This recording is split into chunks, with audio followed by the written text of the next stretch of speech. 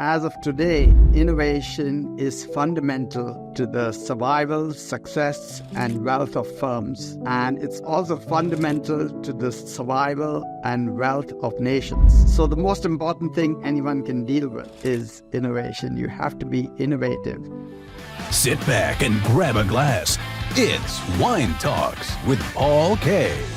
Hey, welcome to Wine Talks with Paul K. And we are in studio today in kind of a blustery day here in Monrovia, California. We're going to have a conversation with an old friend, Gerard Tellis. He is the Neely Chair of American Enterprise, as well as many accolades at the University of Southern California, my alma mater, and 35 years there. Welcome to the show. Thank you, Paul. How many more accolades could I put on there? I just have this list of, after 35 years of professorship at University of Southern California, the great institutions of our country. Well, just a few. I have written 7 books, many of them on innovation, over 300 articles with over 33,000 citations. I think that's enough. Wow, I think that's rather accomplished. And, the world of academia, that's saying a lot, particularly 7 books. I don't think I have one. I've got a lot of books. I'm going to have to dig into this. But your primary, when we first met years ago, you were dealing with the subject of innovation. And I want to peel that back a little bit because, as you know, we're in the wine trade. We were for a long time. When we first met, I was selling wine through the internet, and we'll talk social probably today too. But there's a calling on the web for innovation in my trade. And I'm not going to ask you to define innovation in the wine business, but tell me what you would say the first day of class to your students as to what innovation is. Well, as of today, innovation is fundamental to the survival, success, and wealth of firms. And it's also fundamental to the survival and wealth of nations. So the most important thing anyone can deal with is innovation. You have to be innovative. And there are two different types of innovation. And you want me to elaborate? Oh yeah, I want to hear all about it because I want to try, while we're doing this, apply it to what I've done in my career. Yeah, so one is what is called incremental innovation. GM takes its car and keeps improving the brakes and the mileage and the windows and the seats and so on. And every 3 years brings out a new model. That's incremental innovation. And then there's radical innovation, where the whole platform changes. That's when Tesla comes in and develops an electric car. And because you don't have an engine, it redevelops the car from the bottom up so that it's actually a digital car, or it's a computer on wheels. And that's radical innovation. It is a computer on wheels, actually. That kind of hit me the other day when I was watching one. And of course, I'm an internal combustion guy myself, but whatever. Okay, that's not important. Let's talk about the incremental innovation, because you discussed 2 products here. We're talking about cars in this particular sense, but is it always a product? Is it a service? Is it software? Can it be across any industry that you've seen and what you would teach in class about some of the examples? Yeah, it could be a service. So there were books being sold in corner stores, and Amazon came along and began selling them through the internet. And then it did that with video recorders, with music, with clothing, and with everything. And the name Amazon, below it you see an arrow from A to Z, meaning it's selling everything from A to Z. And it completely transformed the world of retailing. So it could be service too. That'd be service-oriented as well. We were talking about Xerox and how creative they were during the 70s and 80s, and they're preeminent.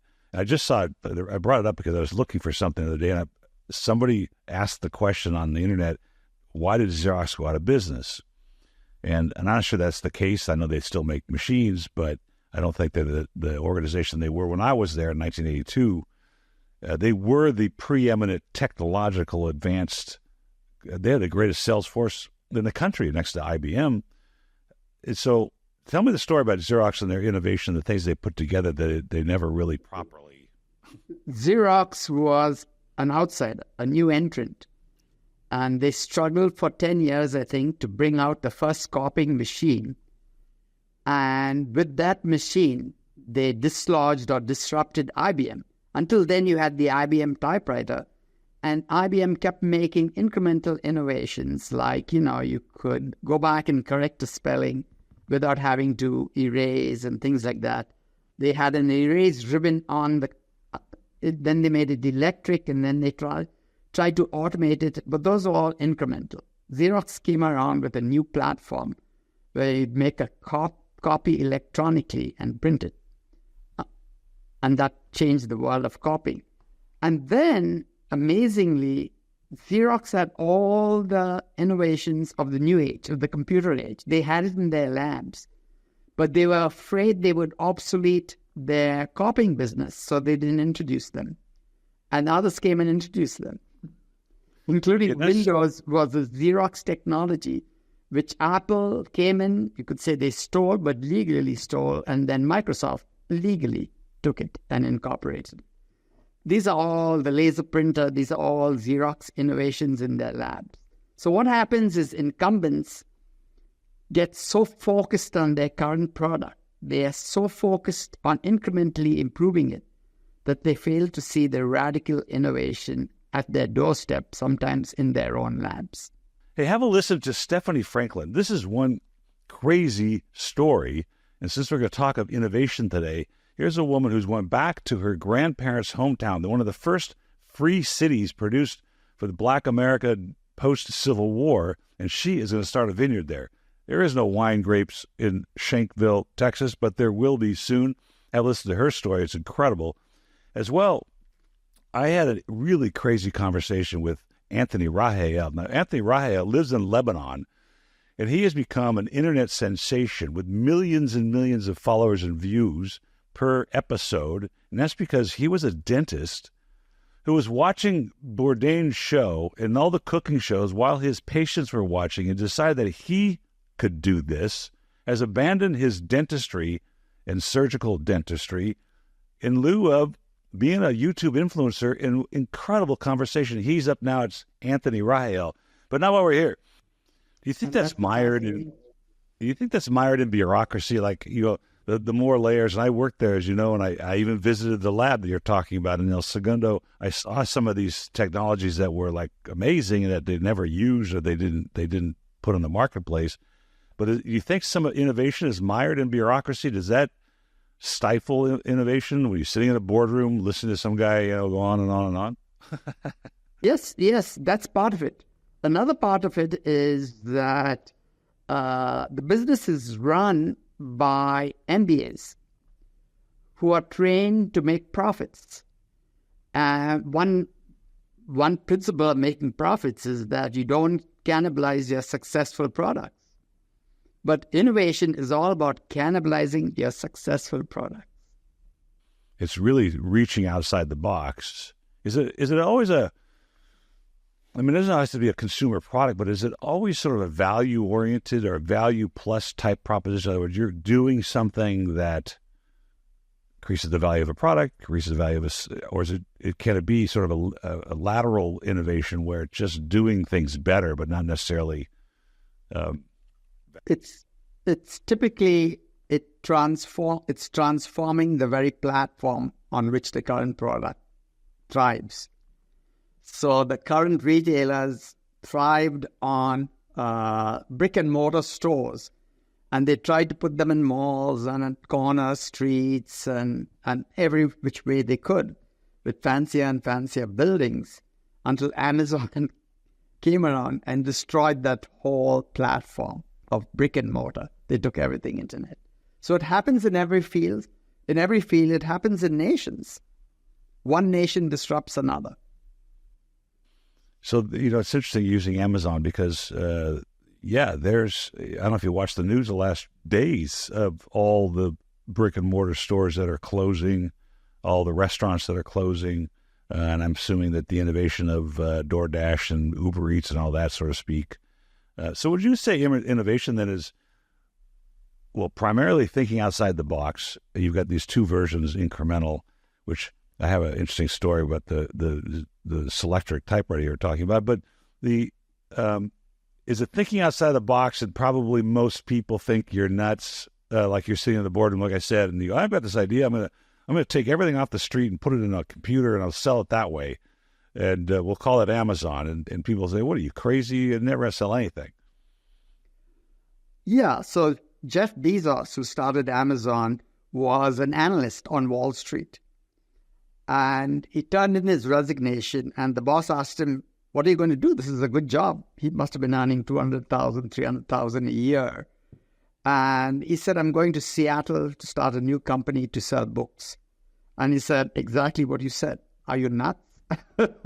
You're throwing up a good job to do what? Sell books on the internet? Let me tell you another story. So I have a Center for Global Innovation, which I started at USC, and I'm the director. In 2008, we were talking, and I had leaders in innovation, so chief innovation officers from all the top companies at that time, including Ford, GM, and so on. And I showed a slide, and I said, do you know what this is? They didn't know. It was a sports car. It was the first Tesla model in 2008. And I said, it's an electric car by this company, Tesla, and it's coming out this year or next year. And they ripped me apart. They said, you are crazy to suggest that this is an innovation. They said, you cannot build an electric car. The gasoline engine has been around for 100 years, and it's going to stay that way. And they said, you cannot build in California. It's too expensive a place to build a car. And they said, no one has started an auto company in the last 100 years, and no one will. And they were all bored. They were on my board of innovation. And they criticized me and made me feel stupid. And I was so badly criticized at this board meeting. My hand was trembling. Wow. I was trying to stop my hand from trembling, but I felt what should I say, criticized and so humble and so silly. But I was confident in this. The only mistake I made, Paul, I did not invest in the company. Yeah. You were talking about it, and you still, maybe they threw some doubts, your way because of what they said. But that just sounds like exactly what I was asking, was like, the bureaucracy can bury that. And isn't that what the American car companies went through in the 70s when the Japanese were bringing in these tiny cars? And I had this conversation the other day about wine, actually, that you start with a wine that's in the right price point for the general consumer, and maybe the palate profile is for the general consumer. And then you start to introduce your more expensive things and your better things, and then you take over the market. Isn't that what the American car industry went through in the 70s when the Datsuns came over and started sort of taking market share away? They weren't thinking? Yeah, that was true in that time. But this shock is much bigger than that. This shock, what happened, and it was only during the pandemic that Tesla took off. Until then, it was a loss maker. And it took off because everything digital took off in the pandemic. Nobody wanted to touch and fill gas and go to the stations and all that. So a digital car sounded like a dream car. Tesla took up. And in 2000, Tesla, one company, was worth more than all the auto companies together. Wow. So that's an amazing progress. Yeah. And, Amazon, the year it turned profitable, was worth more than all the retailers together. And Sears, which at one time was the department store, Sears died. They could not recover from the shock that Amazon created. And I think there are some large, like Walmart did an incredible job of at least battling to take some market share from Amazon and having a robust internet thing. We'll talk about some of that probably a little later in the show. But, when I was at Xerox, you were talking about innovation and incremental innovation with the Selectric typewriter. And you had to have a typewriter. Now, here's something fun. Xerox did come out with the memory writer. And when you open that memory writer up, there was nothing inside. You were used to seeing, the hammer, the keys, and all the things that made a Selectric work, and the ribbons and the belts driving the gears and the pulleys. And the memory writer had nothing. It had a piece of ribbon in it, and it was all digital. And I sold the very first one in the country, the very first multi-unit contract in the country. I sold 10 units to Newts and Dairies here in Southern California. And I put the first one on the executive secretary's desk, and I went back a week later, and it was on top of the file cabinet with the power cord wound up inside of it. And she said, "This is too hard. I don't want to do it, and I want to go back to my Selectric." And I'm thinking, wow, that machine is brilliant, not as capable as they are today, but it was brilliant. It was like the predecessor of word processing. But is sometimes innovation a little ahead of the curve sometimes, and we just don't recognize what value it could be? Yes, absolutely. Most times it's ahead of the curve. And that's why incumbents fail. And that's why most of these radical innovations come from the outside. Mm.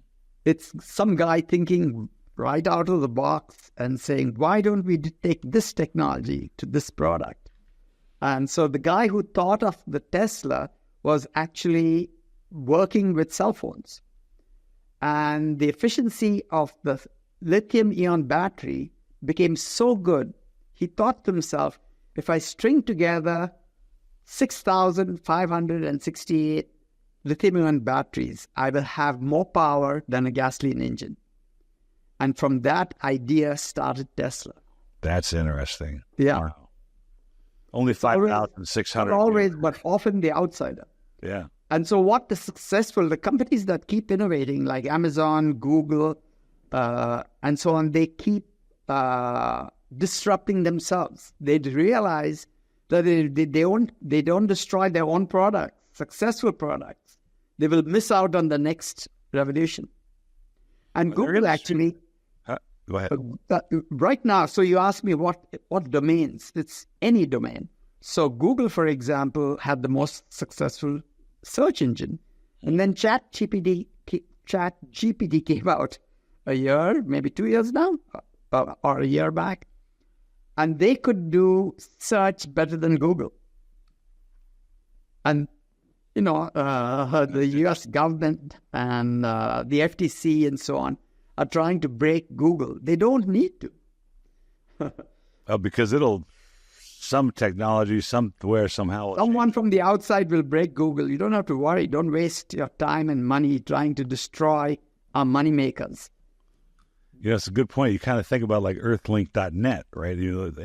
AOL.com. What happened to all those guys? Yeah. And Facebook, even today, the FTC chairwoman, is trying to break up Google and Facebook. They don't need to. TikTok, in 1 or 2 years, TikTok got more followers than Facebook had and was going to become extremely successful, except President Trump stepped in and said, oh no, this is a Chinese product. They will eat our lunch. And then it began to be banned in India and other countries and curtailed and controlled. But oh no, innovation is alive. So in the case of TikTok, what Facebook did is would connect messages by networks. So if you and I are friends and you're reading something, it'll send me a message and say, why don't you read what Paul is reading? And so it was all network-based. TikTok is all AI-based, artificial intelligence. And so it sees, the trends, what people like, and from that, it figures out other things they like. It's not network-based at all. So it's a completely different platform. And that's innovation. Yeah. Across domains. I'm wondering, and this is an important thing, is the wine trade, it's a very old trade. And I talk about this regularly when I speak with winemakers, et cetera. But wine is the same as it was 7,000 years ago. It's basically the same product. There's been some changes in technologies to make it, et cetera, but it's basically the same. And I'm wondering if a product like that, and maybe we haven't even discussed it amongst the ranks of innovation teaching, there's industries like that are so old and so ingrained that, and the product is so fixed that innovation has to come in maybe packaging or maybe the experience of that. Or have you come across products like that or industries like that? Oh, yeah. And can I share another story about wine? So have you been to Mainz, Germany? No. Wiesbaden, Munich? No. Yeah, somewhere there. There is a winery. The next time you go to Europe, you must make a trip there. Yeah. There is a cellar, a wine cellar that is 6 stories under a mountain. Wow. Built by the Romans. Wow, that's innovation. Yeah. So to keep it cool and to store wine, they didn't have air conditioning, so they went and dug under the mountain, and it's very cool, naturally cool there. So, it's a very, very old product. I think it predated the Romans maybe by 5,000, 6,000 years. But there is innovation there. The innovation now is in regions. So, France became famous for their brands and their region and their growing and so on. But a lot of it is climate and soil-based, but predominantly climate. And the warmer the climate, you probably know this, the richer and more aromatic the wine. That's right. But then you had places which also have Mediterranean climates, like California. And you could take the same grapes, plant them here, and you could get, because it's warmer, you could get even better wines. And California has probably, France still has the name, and the French brand still have the name. But in blind taste tests, California wines do better. And now Chile and Argentina and Australia, which also have Mediterranean climates, are challenging Californian ones. It's true. But I was trying to, here's what, I don't know, maybe I'm some kind of romanticist about wine. And my point of view is the wines are, they are, and there's some great things. And you're right, terroir drives the wine, the location. But we're canning wines now, and we're putting them in, milk carton packs, Tetra packs. We're using synthetic corks. We're working on sustainability, and I think sustainability is a really important part of the wine trade. I think of all the industries in all the world that sustainability probably fits best in the wine world. Then I think at school, there's biodynamic farming, there's organic farming. But I'm wondering, what I'm trying to define out is creating a can, okay, here's a good example. You tell me if this is innovation. Gentleman at Yale University, Cornell, and his job is to create a food-grade lining for a can, because the food-grade lining for a Coke can does not hold up to the chemical structure of a wine. So if you put wine in a Coke can, it'll destroy the interior. So his job is to create one that'll last 24 months. Now, is that innovation, or is that just... But that would be incremental innovation. I don't know what the radical innovation would be, but it would be something like another fruit that is even richer. Plums, for example. You can make wine from plums, which are very flavorful. The Chinese do. Yeah, they do.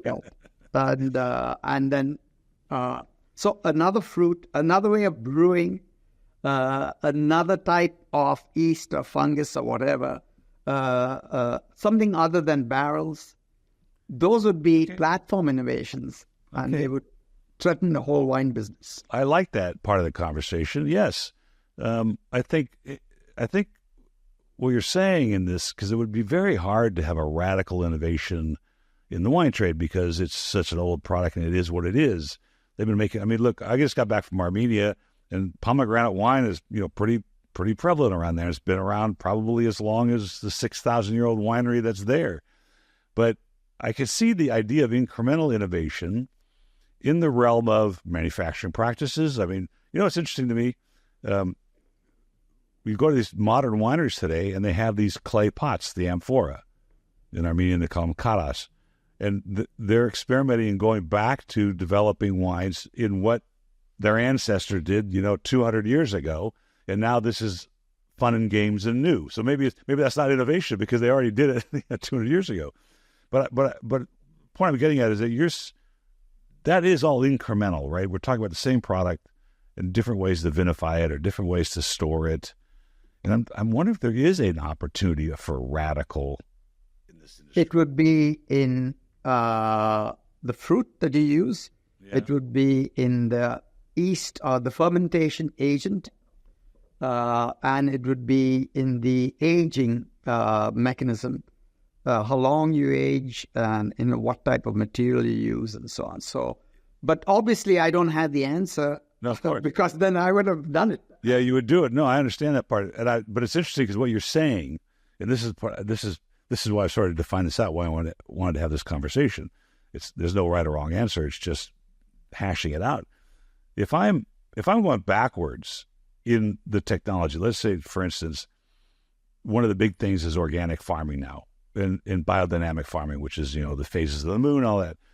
But it was always organic, until the 40s when the Bordelaise came up with copper sulfate to dust the mildew off on their vines. We didn't have insecticides, pesticides, or herbicides. It was always organic. And then we clobbered the farms all over the world, and particularly America, wheat, etc. And then now we're patting ourselves on the back. And you could, I guess, in its own chasm, it would be innovation to go backwards. But we're really just going backwards. In that particular instance, you could say it's come a whole cycle. We were organic, then we began to use artificial ingredients and pesticides, and now we're going back. But that's just a small area and a small example. In many other areas, the changes are so radical, like, for example, when the internet came and now when artificial intelligence has come, it's so big that nothing like this ever existed before. That's true. I mean, how do you define innovation when you don't know, what's coming? Or how do you, actually, leads to a very important point I wanted to bring up anyway. You would send me an email, probably as a mass email, probably 3 years ago or 4 years ago, and you were doing a survey on innovation. And the questions, and I happened to find it when I was looking for your contact information for this call. And I go, I'm going to fill out this form. And I don't know where it went because it was 3 years late, but I filled out the form and said how many employees you are and all the different questions. I don't know if you remember that or not, but I thought, wow, you have to have a substantial amount of capital, or at least maybe not. Maybe there are examples you can share with us that don't require capital. But for the most part, based on the questions that were being asked, I needed a lot of capital to try and break out of my doldrum existing, standard operating procedure. Is that accurate? Do you need money to do this, or? No, you don't. You just have to have the idea, and you have to have the grit to pursue the idea. There is plenty of money in Silicon Valley chasing good ideas. So money is not the problem anymore. But let me give you another statistic here. So the top 7 tech companies, Microsoft, Google, Facebook, Amazon, Apple, Tesla, SpaceX, if you put them together, how much do you think they are worth? I'm just a poor wine merchant. They're worth $15 trillion. Wow. And what is 15 trillion? The entire economy of Germany is less than 5 trillion. That of Japan is less than 5 trillion. That of India is less than 3 trillion. Put those 3 countries together and you get 13 trillion. The 7 companies are bigger in value than these 3 countries. In 25 years, the U.S. has created an economy within an economy that is bigger than those countries. So the question is, why is the U.S. so innovative? A lot of people are criticizing They're saying, oh, there's crime, there's violence, there is homelessness, and the US is going, bust. Not true. It has created a bigger economy than 3 other economies in just 25. Here's another surprising thing. All of that wealth has been created in just 2 regions, Silicon Valley and Seattle. It's not in Georgia, Alabama, Florida, New York, it's just 2 regions. And the question is, why? Mm-hmm. And the answer is? The answer is there's a culture here, a culture of risk-taking, which is not there. There is a legal climate. You could be in a Google or Facebook, you could be the chief scientist, chief technology officer, and if you come up with an innovation and Google rejects it, you can leave and start a company and compete with Google. California doesn't respect non-compete laws. So anyone can leave any company and start a rival company the next day. Most I went through that. States in the union, you can't do that. Most countries in the world, you can't do that. So there is risk-taking. There's money. There's money on the East Coast, New York and Boston. But that money is in banks. It's looking for safe investments. There's money in California and Seattle, and they are looking for gamblers. They're looking for people that will gamble on new radical innovations. And their rule is 1 in 20. I'll make 20 such investments. I just need 1 to succeed. I'm willing to lose 19. Which New York bank is willing to do that? That's true. Actually 1 in 20. I wouldn't doubt that's accurate now because, well, obviously you do this every day. But when I was in the software business, 1 in 10 venture capitalists would hope 1 in 10 would hit.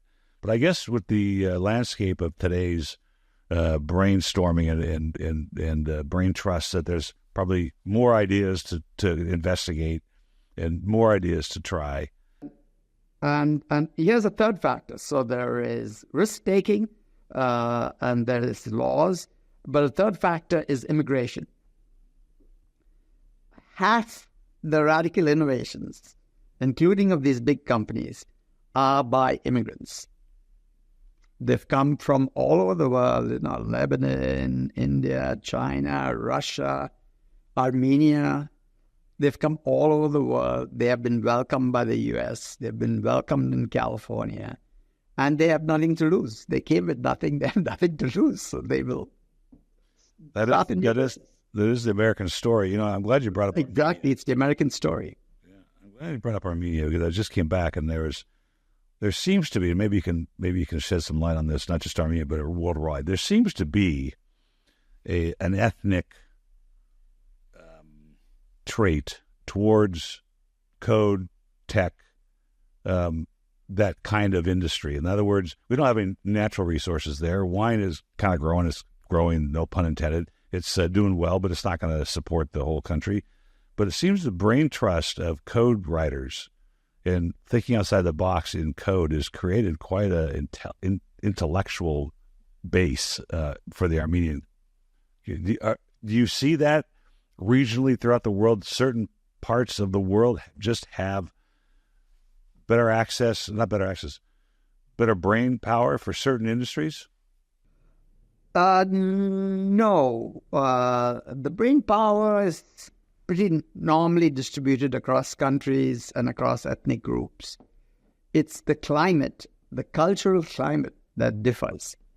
And all of these all the countries that are great started poor and small. So when the US started, when it got independence from the UK, it was smaller and poorer than Mexico and Brazil.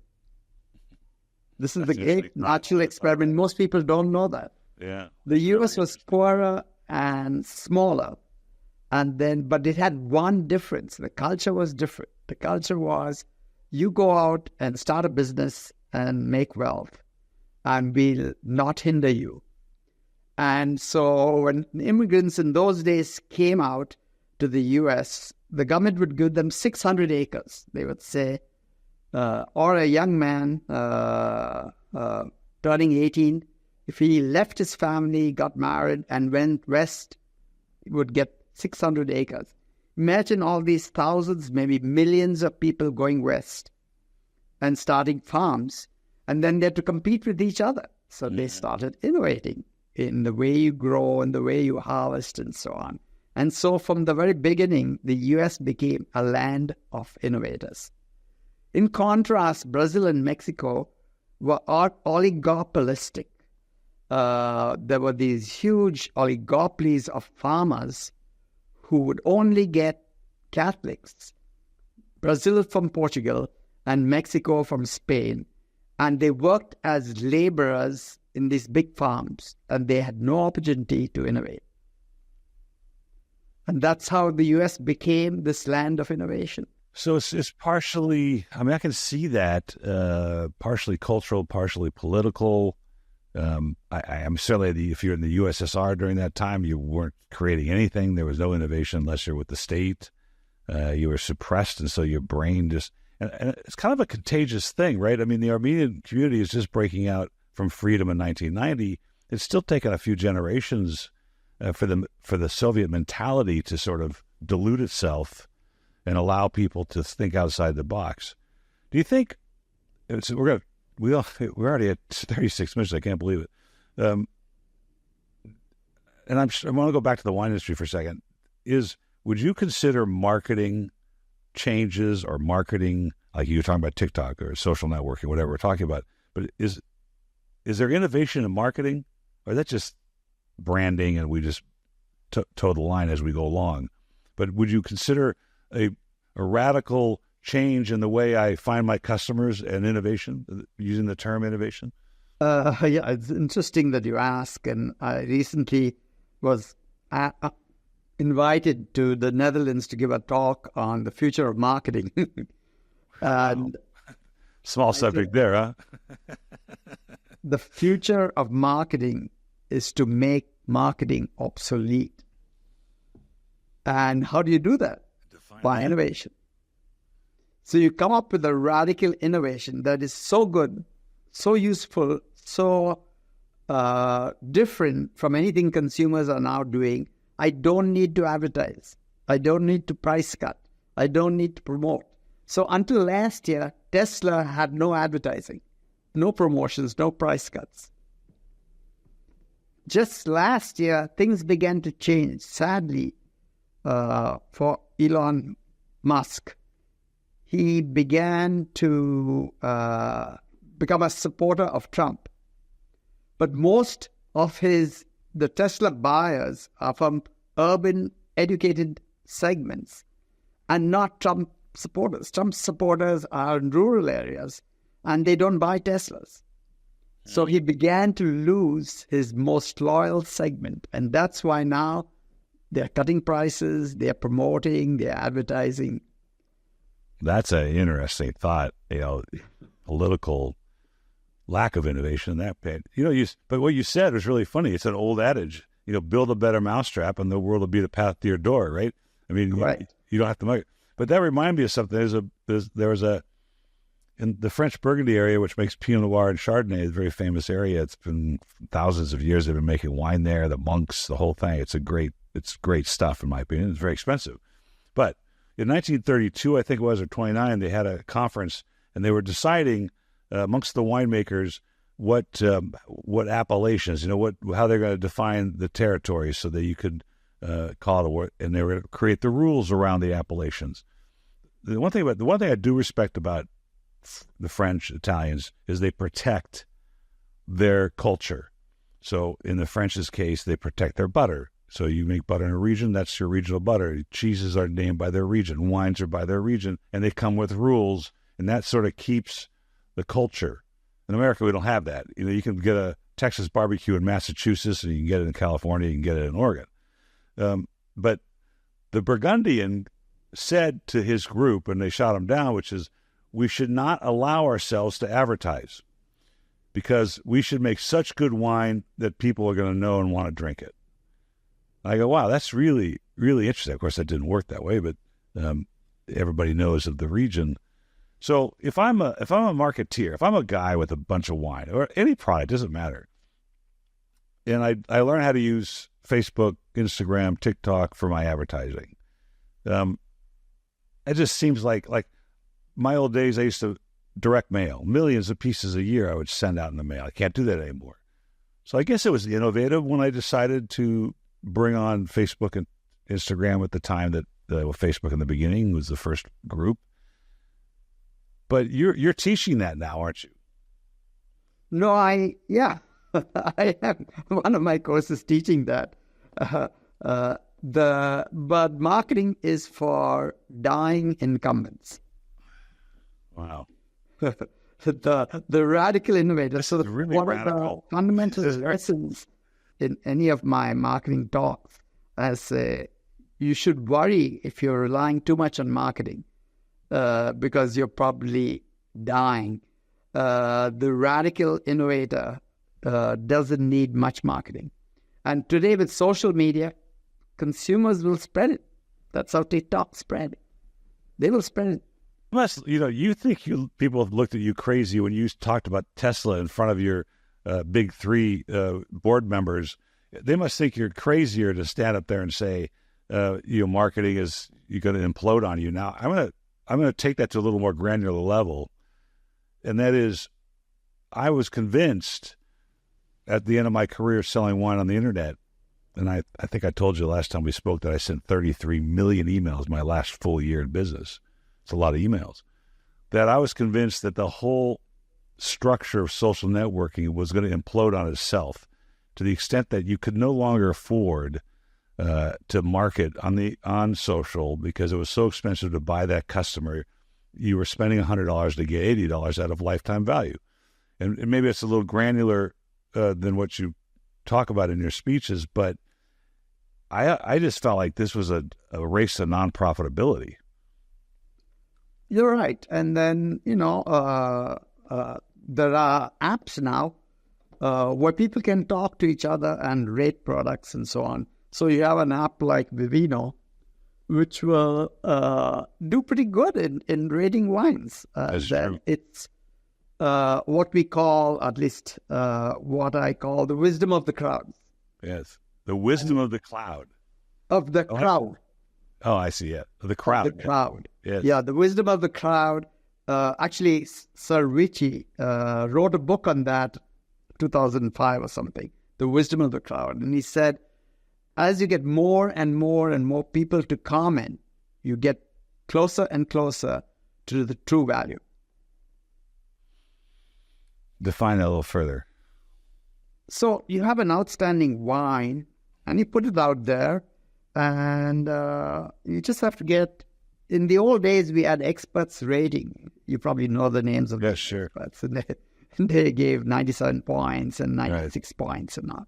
Today, we have Vivino ratings, which are people, ordinary people like you and me. You are more than ordinary, but people like me who are not experts in wine, but, my wife can rate on Vivino, and she can tell a good wine from a not so good wine. So you don't have to be fabulously, have a fabulous nose to tell a good wine from a not so good wine. And there are hundreds, maybe thousands, maybe millions of people who drink wine and could do that. Now you have an app which collect all of their ratings and rate wines pretty well. And so you don't need your million pieces of email to sell a wine. That's interesting. I used to hate that when people would come into my wine shop and they would take a picture of the wine and look at Vivino to see what people find. Oh, it was happening in those days? Oh, yeah. This is just last year. They would come in and they would look at stuff. So that was the negative part as a retailer, but I get it, right? Now anybody that's tasted this wine. And the good part about it, which is here to there when it comes to innovation, but if I made a wine myself, something that no one's ever heard of because I only made 500 cases, if I sold one of those bottles to somebody that does Vivino, all of a sudden that brand has legitimate traction. If you can't find a wine on Vivino or any of the other apps, there's many, Wine Searcher, et cetera, then probably you're not doing a very good job because somebody who uses that app, which is millions of people, probably should have rated it by now and tasted it and put it out there. So that's it was kind of a litmus test for me. But Correct. And what's happening is, and there are people who go by the label or they go by the winery, they go by the price. To them, the higher the price, the better, the more exclusive. And they pat themselves on the back thinking, this is an expensive wine. Only a millionaire could afford it. But you might get equivalent wines for much less. The guy there's a YouTube video, the guy who would create wines from California wines, he would create these exotic, highly priced French wines. Mm-hmm. He got caught and he's in prison now. Yeah. Oh, that was Rudy. Was he Rudy? Yeah, they let him out. They let him out last year. Oh, they let him out. And they sent him back. Take under $100 California wines, mix them to get a $500, $5,000 French wine. He was right here in Arcadia. Overpriced. He was right here in Arcadia. And that's right. I thought of you when I saw the video. Yeah. His office is literally down the street from where I'm sitting. But let me tell you a funny story about that. The guy was a charlatan. I mean, obviously, and there's a lot of that in the wine trade, just as we're talking about it. A friend of mine who went to Singapore, I think, to do some business, a developer. He's a part of the real estate school at USC. And he sent me this picture, and it was him and Rudy. And I go, wait, I know this. I go, wait a minute, what are you doing? I go, what the hell? He says, he got back home, we had a conversation. He goes, that guy, his palate is so refined. He goes, we brought him 5 French Bordeaux, which is Cabernet-based wines from France, all premium growth stuff. I mean, some of the best stuff. Put them in a brown bag. Told him what 5 wines were out there, but did not know which was which. And he nailed them all. Not only the manufacturer of the wine, but the vintage of the wine. And that is, I did this, I've tasted 100,000 wines. I can't even get remotely close to that. It's amazing. The guy was really good at what he did. He just chose to use it for bad purposes in our trade. Well, we're almost done here. It's already 48 minutes, but I do want to just touch on the innovation thing one more time. I went to a winery in France, Chateau Bailly, and I saw this this winery this woman had created. She runs the winery now. And what they did was they took concrete tanks, which is a new thing to do. Not new, but they've been around for a long time. But they've been using a lot more concrete tanks rather than oak barrels or other kinds of barrels. And she built them so that they could support the second floor of the winery. So what you have on the ground floor, these giant conical concrete vats, and then a wood platform that goes all the way around, probably 20 to 30 yards across. And then you can access the top of the tank from the top, but you can close the top and you can set up a dinner table, and you can have dinner all the way on the circumference. And then underneath of this second floor and all these tanks is another venue for eating. And then there's barrels everywhere. And I go, now that the word innovation to me in the wine trade, in this case, I call it experiential innovation, where a visitor has a completely radically new opinion or vision or experience by visiting. Is that the kind of innovation that may or may not come from just an old not staunchy, but it's a product that's so established that it's almost impossible to change it to because I've seen all the attempts here in America to change the product itself, and all we had to do is changing packaging and some other things. But here's a cool thing. It's experiential innovation. Is such a thing? Oh, yeah. You change the whole experience. Absolutely. So that's one way of doing it. I'm not sure whether that would be radical or incremental, but it's somewhere between those two extremes. Well, it's an interesting thought, and I've been throwing that back at the people on LinkedIn, whoever, the last thought is there's a lot of young kids, and you deal with them, you're professor at a university, who don't have a lot of experience in these various trades. And maybe that's a good thing. I just thought maybe it's a good thing that they don't have their established opinion and established viewpoint of an industry, and they look at it with fresh eyes. Is that part of it? Yes, it's a very big part of it, because once you're ingrown in a firm, in a framework, in a way of thinking, you can't see outside and you can't be open to new technologies and new ways of doing things. So I think, and that's why so often the most radical innovations come from the outside. Maybe I should stop criticizing them. We're at 50 minutes, Professor. A great conversation. Really fun to hear your thoughts. And so glad we were able to reconnect. And I hope we can do it again further down the road. We'll talk more social marketing and some of the things that you're teaching. Thanks for having me. But a lot of fun to see you and speak with you again. I enjoyed it too. Thank you. I hope this goes on your YouTube page. I mean, I watched one of your YouTube channel things. Yeah, do send me the link. And not only my YouTube page, but USC will promote. Okay, great. So send me the link, please. I'll do it. Cheers. Good to see you. Yeah, bye-bye.